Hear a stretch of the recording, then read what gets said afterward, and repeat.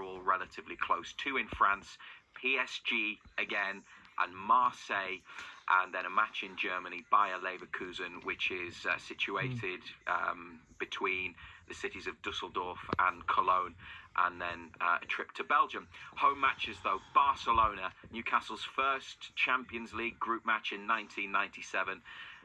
The 3-2 win with the Tino Asprilla hat-trick against Barcelona at St James's Park. One of the greatest nights, probably just topped by PSG a couple of seasons ago.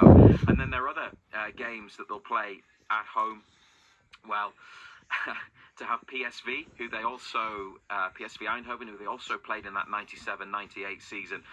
Again, another nod to a previous era, but also there's a Sir Bobby Robson connection with both of those clubs, and he was a man who took Newcastle into the Champions League.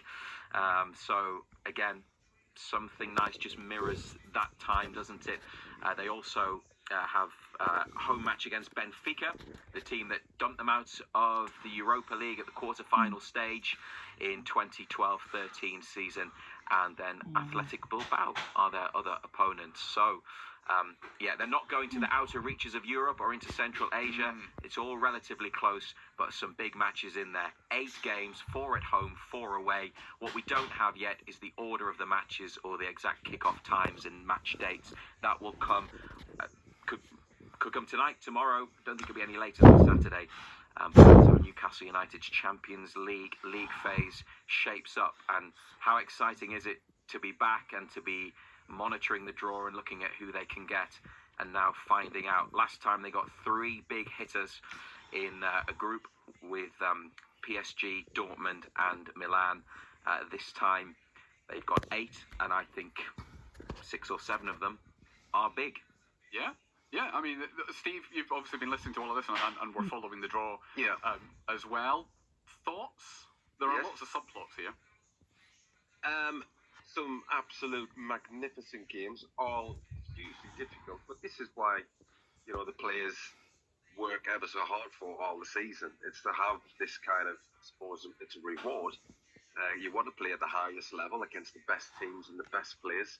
I mean, you do get kind of that really in the Premier League, but to do it in Europe against the best teams in Europe, against the best players in Europe, is amazing. And I think, the nights that you'll get at St James's Park will be ridiculously good. But going away to these places as well, or from these places, would be brilliant for the fans. Because you know what they'll be like, they'll go en masse and they'll just take over wherever they go. And that's the thing, you kind of alluded to it, Razor, there, but just to kind of confirm the trips. Because we talked quite a lot on last night's show, and jokingly with Ando about, we might end up in Cyprus, we might end up in Kazakhstan, and then we brought it back and said, actually, those kind of trips would be incredibly difficult, logistically very expensive for supporters as well. It's Paris, Leverkusen, Marseille, and Brussels. I was going to say, I don't actually know where they're based. They're just outside Brussels.